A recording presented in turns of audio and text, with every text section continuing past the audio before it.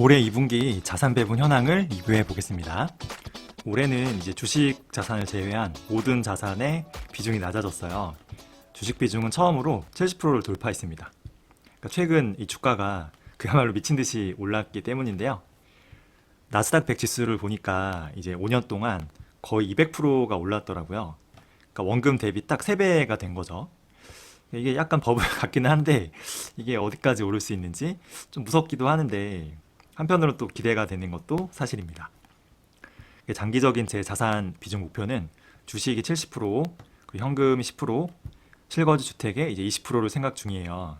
주식 비중이 이미 오버됐기 때문에 더 주가가 올라서 비중이 커지면은 조금 현금화 시켜서 비중을 맞추려고 합니다. 통화별 자산인데요. 저는 달러랑 홍콩 달러를 합쳐서 거의 78%고요. 원화 자산은 이제 22% 수준인데요. 이 원화의 가치는 안타깝지만 계속 하락 중이에요. 저는 장기적으로 환율이 너무 올라와서 한 번쯤은 한 1200원대 후반으로 좀 가지 않을까 싶었는데 지금 보니까 1200원대를 다시 볼 수 있을지 의문이 들어요. 그러니까 우리나라 M2 통화량 이제 5년으로 보면은 5년 전에 한 2700조에서요. 지금 거의 4000조거든요. 그러니까 이거 거의 45% 늘어났어요. 통화량이 늘어나면은 당연히 화폐 가치는 똥값이 되는 거죠. 그래서 연평균 복리로 보면은 이제 5년 동안 한 연 7.5%씩 가치가 하락해 왔거든요. 근데 이렇게 통화량이 늘어난 데는 예전 코로나 때 재난지원금 뭐 이런 것도 있겠지만 더 큰 이유는 이제 주택담보대출, 뭐 특례 보금자리론, 뭐 전세 대출도 엄청 늘어났고요. 또 지금 PF 부실 관련해서 이제 지원 많이 해주고 있거든요. 그러니까 즉 부동산 관련해서 돈을 너무 많이 풀었기 때문이 큰 거예요. 그러니까 정부를 보면은 지금 어떻게든 이제 부동산 시장을 부양시키기 위해서 갖은 정책을 피고 있는데요. 이렇게 되면은 기성세대에 이제 이 부동산 가격, 자산 가격은 유지될 수 있겠죠. 근데 이게 반대로 말하면은 흑수저 청년들한테는 이 진짜 헬조선이 될 수밖에 없어요. 그러니까 대부분의 청년들 보면은 자산이 이제 보증금이랑 예적금에 이제 주로 묶여 있거든요. 근데 이렇게 통화량을 늘려서 화폐 가치를 떨어뜨리면은 가장 큰 피해를 보는 것도 이런 예적금, 보증금에 돈이 묶여 있는 흑수저 청년들이에요. 이거 어떻게 보면은 성실히 일해서 이 저축한 이 청년들의 돈을 정부가 강제로 뺏어서요. 이제 자산이 많은 이제 기성세대나 혹은 소수의 이제 갭투자자 그리고 영끌 하신 분들한테 이 돈을 나눠주는 거래요. 그러니까 이게 자본주의가 진짜 이 폰지 사기 같다는 생각도 많이 들고요. 물론 저는 자산의 대부분이 이 미국 주식이다 보니까 원화 기준으로는 제 인생치 자산을 계속 최대치를 찍고 있지만 이게 맞나 싶기도 하고 이런 소위 X 같은 상황에서 이 출산율이 다시 회복될 수 있을까라는 좀 생각도 듭니다. 이 와중에 환율 이제 지키기 위해서 이제 외화보유고는 계속 줄어들고 있고요. 심지어 이것도 모자라서 지금 국민연금 돈도 좀 끌어다 썼다는 얘기도 나오죠. 주택도시기금도 지금 거의 4분의 1 토막 났거든요. 지금 청약저축 공공주택 횟수 인정액이 원래 월 10만 원인데 이거를 25만 원으로 올리고 있잖아요. 그러니까 이것도 소득이 낮은 청년들한테는 이게 진짜 안 좋은 거예요. 가뜩이나 이 청약통장이 금리가 낮기 때문에 여기 돈이 묶여 있으면은 이 화폐 가치 하락을 해지할 수가 없는 상황이거든요.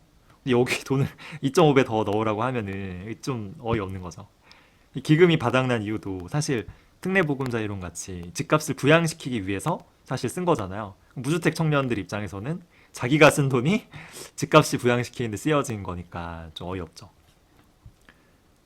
그래서 저도 이제 장기적으로 이 실거주 집 이외에 돈은 원화로 가지고 있으면 안 될 것 같아요.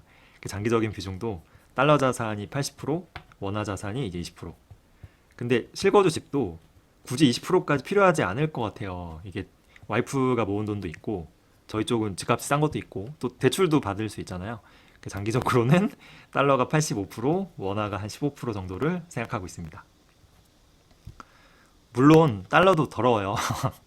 원화보단 낫지만 달러도 계속 늘어나죠. 그래서 이런 달러 자산도 현금이나 채권보다는 이 화폐 가치 하락을 해지할 수 있는 이 부동산, 그러니까 리츠 더 리츠, 리츠나 이제 경쟁력 있는 미국 기업, 이 주식에 투자해야 돼요. 저는 둘 중에서는 이 주식을 좀 사랑하는 편이죠. 제 주식 자산의 지역별 비중인데요. 그래서 미국 비중이 압도적으로 크죠. 1년 전에 중국 주식 비중이 거의 22%였더라고요. 지금 많이 줄었는데 이거는 중국 주식의 성과가 물론 안 좋았던 것도 있는데 미국 주식 성과가 너무 강했기 때문도 커요. 중국 주식은 어떻게 해야 될지 고민이긴 해요. 이게 그 중국 경제 펀더멘털이나 투자 매력이 사실 좀 사라진 건 맞는데 이게 그래도 너무 싸긴 싸거든요. 이건데 앞으로도 계속 싸면은 뭐 의미가 없잖아요. 저는 이제 중국 투자를 오래 했기 때문에 이 시진핑이나 이제 공산당 좀 그렇게 보면은 황금알을 낳는 이 거의 배를 가른 것 같아요. 제가 한 4, 5년 전에 이제 중국 투자의 황금기 시절이죠. 한창 수익이 좋았을 때 이제 미국에 이제 중국 유학생이 진짜 많았어요. 이 유학생들이 이제 공부를 마치면 어떻게 할 거냐 물어보면은 중국으로 다시 돌아가서 일하겠다는 청년들이 많았어요. 특히 이 중국 쪽에서 IT 관련 창업하는 청년들이 엄청 많았거든요. 이거는 뭐 조국에 대한 애국심도 물론 있겠지만 실제로 이제 미국보다 중국의 성장률이 훨씬 높았으니까 이 기회가 더 많다고 생각했기 때문에 이 중국으로 갔던 거예요. 근데 이제 이 몇 년 동안 마인을 비롯한 여러 중국 기업가들의 이제 운명을 다 봤잖아요. 그럼 중국 유학생들이 지금도 이런 생각을 할까를 생각해 보면 이제 아니겠죠. 저 같아도 중국으로 다시 안 갈 것 같아요. 그냥 미국에 눌러 앉아 살지 않을까요? 젠슨왕도 원래 대만 출신이에요. 그래서 대만 사람들이 이제 성공 출세를 위해서 이제 본토로 많이 가거든요, 중국. 근데 중국이 만약에 일찍이 미국처럼 이 자유가 보장돼 있고 이 창업자에 대한 이 보상이나 대우가 좀 훌륭했다면은 그럼 젠슨왕도 중국으로 갈 수도 있잖아요. 그리고 엔비디아가 중국 기업이 되었을지도 모르는데 참 이게 이제 더 불가능하게 된 거죠. 그래서 이 자유를 통제하면은 인간의 창의성은 나오지 않아요. 그래서 그 중국은 장기적으로 보는 투자 매력이 저는 없는 것 같아요. 그럼에도 지금 너무 저평가인 건 맞기 때문에 이제 저평가가 조금 해소되는 시점이 오면은 조금씩 정리할 것 같습니다. 그래서 장기적으로는 미국 100% 투자로 가지 않을까.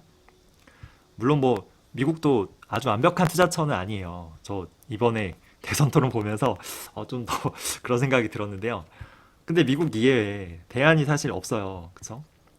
우리 살아생전에는 이제 미국의 이 패권을 유지할 수 있는 국가가 중국 이외에 또 생길 수 있을까를 생각해 보면은 또 아니죠. 지금 우리 똑똑한 청년들은 모두 의대로 가잖아요. 그래서 이제 성형수술 많이 하고요. 이제 아름다운 가슴 만드는 수술하고요.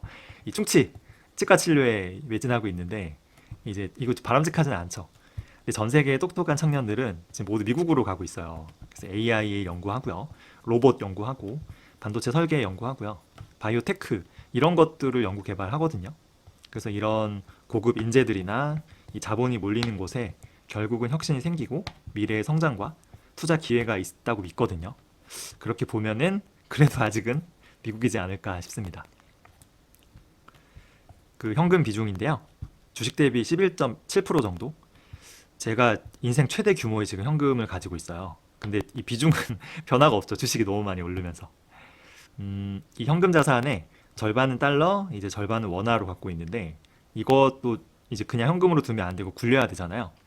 그래서 이 달러 자산을 굴릴 만한 ETF로 이제 빌이나 제가 예전에 SGOV 같은 미국 초단기 채권을 추천드린 적이 있어요. 그리고 ISA나 연금 계좌에서는 이제 소프 상품을 추천드렸는데요.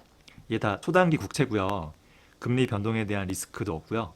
지금 기준으로는 연 5% 정도 이율을 얻을 수도 있습니다. 물론 금리가 내려가면 얘도 내려가겠죠. 원화는 이제 대기자금이 좀 더 마땅치는 않은데 일단 CMA 계좌 지금 3% 초반에서 중반까지 주는 것 같고요. 이 연금 계좌나 ISA에서는 이 CD 금리 ETF도 괜찮은 것 같아요. 한 3.5% 정도 이율을 주더라고요. 여기서 내가 조금 더 욕심을 부려본다면은 이렇게 좀 만기가 딱 정해져 있는 회사채 ETF도 투자해 볼 만한 것 같아요. 얘는 한 4%대 이자 플러스 금리가 혹시 인하되면은 추가 이제 매매 차익까지 이제 누릴 수 있거든요. 회사채지만 대부분 공기업이고요. 이제 은행채라 망할 가능성은 거의 없죠. 물론 그렇기 때문에 기대 수익도 뭐 그렇게 높진 않죠.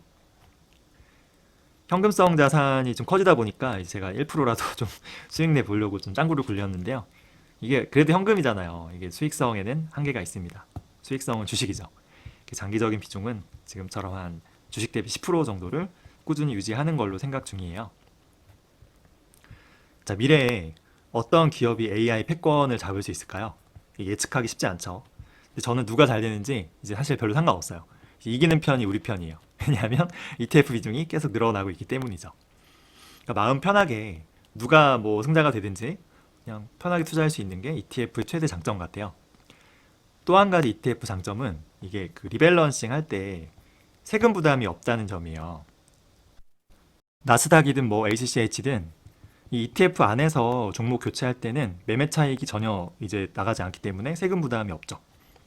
근데 개별 주식이나 이제 그죠? 직접 투자할 때는 이 리밸런싱으로 내가 사고 팔 때마다 이게 세금 부담이 있어요. 그 지금 수익이 난 기업들을 제가 좀 팔고 정리하고 싶어도 이 세금 때문에 팔기가 힘든 상황이 왔어요.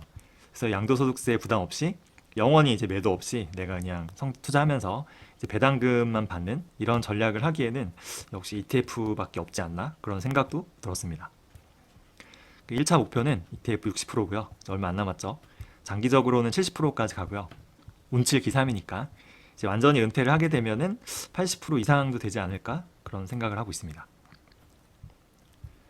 그 이거는 직접 투자와 이제 연금저축계좌 비중인데요. 제가 이번 분기에 이제 ISA 계좌 만기였어요. 그래서 만기 때까지 6천을 넣고 이제 만기가 된 다음에 2천을 더 추가해서 총 8천 플러스 수익금을 이제 연금 계좌로 다 이전했어요. 이전은 쉽더라고요. 물론 전화 대기 시간이 좀 길었지만 근데 이게 ETF 자체가 넘어가는 게 아니고요. 현금화를 한 다음에 넘어가야 돼요. 그러니까 이게 일단 매도하는데 현금화 되는데 이틀이 걸리고요. 그리고 이걸 또 전화해서 연금 계좌로 이전하고 다시 또 매수 똑같이 해야 되잖아요. 그러니까 이 사이에 주가가 변동하니까 좀 스트레스가 있더라고요. 귀찮기도 하고. 저는 굳이 이제 ISA를 더 채워서 연금 계좌로 이전을 안 하려고 해요. 이제 만 55세 이후에 찾을 수 있는데 제가 아직도 13에서 한 14년 정도 남았더라고요. 그러니까 매년 굳이 ISA 없이 이제는 1,800만 원씩만 꾸준히 넣어서 연 8%씩 수익이 나면은 대충 이때는 목표한 금액이 될 것 같아요. 연금 계좌를 막 분산해서 두세 개 나눠서 하는 분도 있는 것 같은데 이게 들어보니까 효율적일 수 있더라고요. 근데 이거 너무 귀찮지 않아요? 저는 그냥 심플한 게 좋더라고요. 그래서 그냥 하나로만 관리하는 걸로. 그래서 제 계좌 하나랑 그리고 저 와이프 계좌 딱 두 개로만 관리하려고 합니다.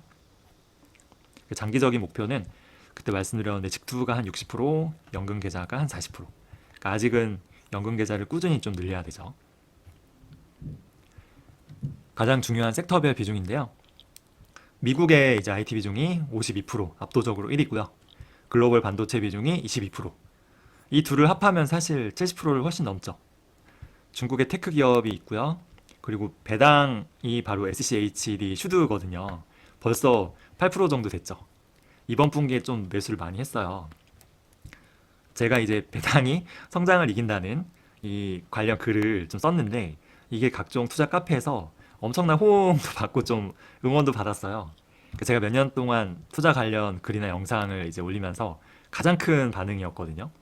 유튜브에서도 좀 역대급 조회수가 나왔는데 물론 뭐 제가 광고가 없어서 돈은 벌지 못하지만 SCHD랑 사실 제가 리얼티 인컴을 좀 많이 고민했었어요. 근데 결국은 이 리얼티 인컴을 정리하고 이 슈드만 모아가기로 했습니다. 물론 리얼티 인컴은 굉장히 저평가돼 있고요, 지금. 그리고 장기적으로 훌륭한 배당 자산이라고 생각은 하는데요. 저는 그래도 성장 면에서는 이 슈드가 좀 더 나은 것 같아요. 이거는 좀 30년 과거 자료인데요. 이 파란색 자료가 리얼티 인컴, 리츠고요. 이 초록색 자료가 이제 S&P 500이에요. 이게 장기로 보면은 진짜 이 리츠 주가 상승률이 S&P 500을 완전히 압살하죠. 그러니까 주식 다 필요 없고요. 과거에는 부동산이 짱이었어요. 근데 이거는 장기적인 거고 최근에 한 8년만 보면은 완전히 결과가 달라져요. 그래서 8년만 보면은 이제 S&P 수익률이 이 리츠를 완전히 압도하죠. 물론 이 코로나 때문에 이런 일이 벌어진 것 같기도 한데 저는 좀 다른 생각도 해봤어요. 자, 2016년부터 무슨 일이 있었나? 저는 이제 인스타그램 같은 SNS가 좀 퍼지면서 좀 달라진 것도 있다 보거든요. 옛날에는 이제 목 좋은 정말 핵심 주요 이 상권이 상점이 당연히 임대료도 높았어요. 그쵸? 왜냐하면 홍보 수단이 마땅치 않았잖아요. 그러니까 장사를 내가 좀 잘하고 싶으면은 이런 임대료가 비싼 그런 상가를 구하는 수밖에 없었어요. 근데 이런 공식이 점차 무너지고 있는 게 이게 내가 위치가 좀 좋지 않아도요. 인스타로 내가 마케팅만 잘하면은 이게 장사가 잘 돼요. 특히 일산과 파주 쪽에 이런 곳이 많은데요. 진짜 헐값의 공장이나 폐가 같은 곳을 예쁘게 꾸며놓고 이 인스타로 홍보하면은 사람들이 막 계속 찾아오거든요. 이게 땅값이 싸니까 오히려 임대료도 낮고 이 마진도 훨씬 좋을 수밖에 없어요. 그러니까 꼭 핵심 상권에서 내가 임대료 부담을 높여서 하지 않더라도 나는 뭐 조금 변두리라도 인스타로 홍보해서 이렇게 장사를 잘하는 상점들이 늘어나면은 이 임대료를 올리기가 쉽지가 않죠.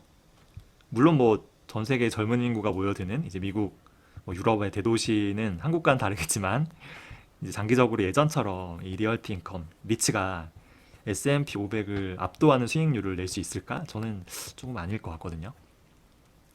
또 장기적으로 보면은 결국 인터넷이 생기면서 예전에 1층에 은행들이 많았는데 이게 거의 사라졌죠. 그리고 쿠팡이나 이제 아마존 같은 이제 이커머스 기업이 생기면서 이제 마트가 안 돼요. 이마트 실적 보면 난리 났잖아요. 이제 남은 거는 이제 맛집, 그저 레스토랑, 그리고 예쁜 카페 이런 건데 얘네마저도 인스타 마케팅을 통해서 약간 변두리로 가면은 핵심 상권 임대료 경쟁력이 자꾸만 좀 성장하기 쉽지 않을까? 그러니까 말하자면 기술이 계속 발전하니까 이런 것들이 결국 이런 땅에 얽매이는 부동산보다는 이제 기업들은 땅에 얽매이지 않아도 되잖아요. 그러니까 주식 수익률이 좋아지지 않을까? 뭐 이런 아이디어로 저는 이제 SC 슈드를 더 모아가기로 했습니다. 물론 이제 리얼티 인컴도 너무 훌륭한 투자긴 해요. 개인적으로는 한국의 아파트 투자보다는 리얼티 인컴이 100배 낫죠, 장기적으로는. 그쵸? 물론 아니라고 하는 분도 많을 거예요. 개인적인 생각입니다.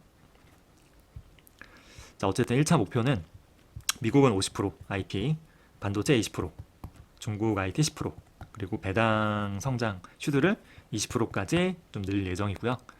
제가 지금 배당금이 아직 크지 않지만 올 연말부터는 이 배당금의 성장을 좀 기록하는 것도 재미있을 것 같아요. 이것도 좀 성장하는 기쁨이 있더라고요. 얘는 가장 비중이 큰 이제 미국 기술주 섹터의 세부 내역인데요. 나스닥 ETF 비중이 제일 크죠. 근데 나머지 개별 기업의 비중도 꽤 커요. 거의 65% 정도가 개별 주식이거든요. 비중이 가장 큰 아마존, 구글, 메타 모두 수익이 많이 냈죠. 테슬라도 사실 요새 좀 수익이 많이 났죠. 그래서 이거 일부를 팔아서 저는 이제 ETF 비중을 좀 키워야 되는데 이게 일단 세금 때문에 팔기가 쉽지가 않고 또 이 세 기업은 지금 밸류에이션이 그닥 높지 않아서 또 고민이 되더라고요. 이세 기업 보면은 이제 1년 후 예상 PER이랑 이제 향후 5년간 EPS 성장률이랑 이제 이걸 보면은 거의 1대1이에요. 그러니까 성장률만큼 PER 밸류에이션 배수를 유지하고 있기 때문에 오히려 메타는 성장률이 더 높죠. 그러니까 이게 얘네 세 기업의 플랫폼 파워를 감안하면은 오히려 저평가 아닌가라는 생각도 들 정도예요.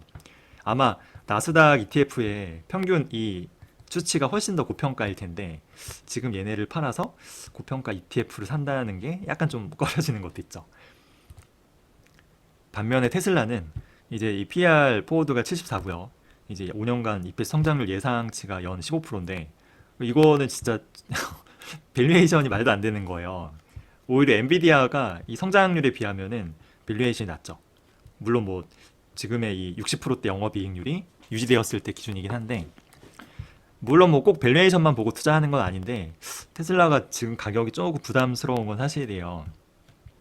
저 얼마 전 이제 머스크가 자기 성과 보수 이제 뭐 무효 판결 이제 그 투표를 했잖아요, 다시. 근데 이게 뭐 66조 원? 와, 엄청 나더라고요. 근데 저는 이 투표 결과도 조금 이해가 안 가는 게 이제 이런 돈을 머스크한테 이제 스톱옵션으로 주려고 하면요. 이 당연히 자기들 주수 가치가 희석되잖아요. 그러면 저는 상당수가 반대할 줄 알았는데 이게 압도적으로 보상안에 찬성을 하고 이제 결과에 환호했잖아요. 오히려 이 반대하는 사람들이나 기관에 대한 이 분노랑 조롱글이 엄청 많더라고요. 그래서 와, 이게 맞나 싶기도 하고 이제 머스크가 투표 결과 나온 다음에 이제 사랑한다고 하면서 이제 너무 좋아하더라고요. 근데 그 웃음을 보니까 약간 좀 쎄한 느낌도 들었어요. 약간 야, 너네 바보 아니야? 그거 진짜 찬성해? 뭐 이런 느낌도 들고 제가 작년 초 저점에 너무 싼 것 같아서 그때 좀 투자해서 지금 돈을 꽤 벌긴 했지만 이 테슬라는 진짜 저같이 소심한 이 범인이 투자하기는 힘든 기업 같아요. 그래서 저는 조금씩 이제 수익 실현하면서 이제 비중을 줄여 나가는 걸로 하려고 합니다. 그래서 테슬라가 나쁜 기업이라는 게 절대 아니고요. 제가 좀 부족한 사람이라 그렇습니다. 그래서 저는 이제 1차 목표는 나스닥 50%, 그리고 아마존, 구글 다 20%씩, 메타가 10% 이렇게 좀 계획 중이고요. 제 포트폴리오의 탑 10이에요. 그래서 이거를 합친 비중이 전체 주식 자산의 94%더라고요. 그래서 거의 반도체나 이제 성장주 위주긴 한데요. 이제 앞으로는 이 배당 성장 쪽을 늘려가면서 좀 변화를 줄 예정이에요. 그 제가 몇 년 전에 이제 결혼 생각이 그때는 아예 없었거든요. 제가 혼자 살 거니까 이제 제가 소박한 이제 제 파이어 목표 금액이 있었는데요. 사실 그 금액은 이미 달성을 했어요. 지금은 이제 결혼을 해서 이제 둘이잖아요. 근데 이제 와이프도 저도 소비 습관이 뭐 이렇게 뭐 좀 소박한 편이거든요. 그 자녀도 없다 보니까 이게 돈이 더 필요할까라는 생각도 사실 들어요. 근데 그렇다고 지금 모든 자산을 다 팔고 이제 이 슈드로 바꾸고요. 배당으로. 이제 일을 다 그만두고 이 배당금만으로 생활하는 건 너무 불안하죠. 왜냐하면 이제 갑자기 금융위기가 와서 주가가 이제 폭락할 수도 있고요. 그래서 반대로 이제 나스닥이 엄청 또 폭등하면 또 배 아프잖아요. 뭐 또 누가 아플 수도 있고 또 각자 집안에 무슨 일이 생길 수도 있으니까 이제 일을 그만두는 건 아닌데 또 이제 파이어 했다고 해서 이제 하루 종일 빈둥거리면은 이거 좀 삶의 만족도가 떨어지거든요. 차라리 일을 하는 게 나을 수도 있어요. 그러니까 이게 좀 파이어에 대한 준비가 그 비재무적인 부분도 아직 좀 안 되어 있는 것 같아요.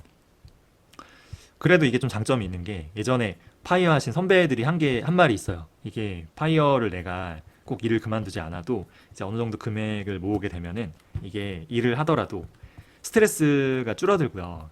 자신감이 좀 생긴다는 거예요. 그러니까 이게 뭐냐면은 뭐 까짓 거 내가 여기 회사 잘려도 뭐 그냥 나 그냥 파이어 은퇴하면 된다. 뭐 이런 자신감이죠. 내가 언제든지 그만둘 수 있다는. 제가 재작년까지만 해도 이 서울시 상담 일을 하면서 너무 불안한 거예요. 왜냐하면 이 서울시 상담 일은 비정규직이고 이 계약직 신세예요. 그 내년에 사업이 이제 안 하거나 재계약이 되지 않으면은 그냥 바로 이 실업자 신세가 되는 거죠. 그러니까 저희 일하는 사람들끼리도 우리는 진짜 이 파리 목숨이라고 막 자조하고 했거든요. 그러니까 재계약이 제가 안 되면 이제 예전에 하던 일을 해야 되는데 제가 예전에 하던 일을 사실 하고 싶지 않거든요. 그리고 이제 경력도 단절도 꽤 길고 저도 나이가 있기 때문에 다시 그 일을 구할 수나 있을지도 불투명한 거예요. 근데 이제 지금은 제가 스트레스나 이제 불안감이 조금 사라졌죠. 까짓 거 뭐 내년에 재계약이 안 되면 그냥 파이어 하면 되지 뭐 이런 생각도 있고 뭐 집 근처에서 그냥 하루에 한 4~5시간만 파트타임 알바하면서 이제 주부가 되는 거죠. 집안일에 충실해야겠다라는 생각도 들고요. 아니면 집 근처 파주 출판단지에서 한 3년 정도만 그냥 노가다로 일해볼까? 아직 뭐 몸 튼튼하고 그죠? 무슨 일이든 못하겠냐는 생각도 들어요. 그러니까 이런 생각을 하니까 뭐 꼭 재계약에 대한 집착도 없고 이 자신감도 생기고요. 오히려 좀 일이 잘 되는 것 같기도 해요. 이러니까. 전체 자산이 제가 1년만 보니까 한 28.9% 성장했고요. 주식 자산만 보면은 33% 성장했더라고요. 그 2020년 6월부터 해서 4년으로 보면요. 전체 자산은 70% 성장했고요. 주식 자산만 보면은 이제 262% 급성장했죠. 복리로 보면은 한 연평균 한 13.5%씩 성장한 셈이에요. 근데 이제는 기대 수익률을 조금 낮춰야 될 것 같고요. 변동성을 낮추고 약간 좀 보수적으로 운영해야 될 것 같아요. 욕심을 줄이면은 행복하게 사는데 생각만큼 많은 돈이 또 필요하지 않거든요. 그래서 오늘도 이시로 자산 배분 리뷰를 마무리할까 합니다. 자, 좋은 술 마시고 은근히 취한 뒤에 예쁜 꽃 보노라. 반쯤 피었을 때. 활짝 핀 꽃보다 반쯤 핀 꽃이 아름답다고 합니다. 그래서 꼭 원대한 목표를 이뤘을 때 행복한 게 아니에요. 한 걸음 한 걸음 조금씩 나아가고 있는 오늘, 바로 지금 이 순간이 가장 행복할 수 있어요. 준비한 내용은 여기까지고요. 혹시 궁금하신 점이나 의견 있으시면 댓글로 남겨주세요. 시청해주셔서 감사합니다.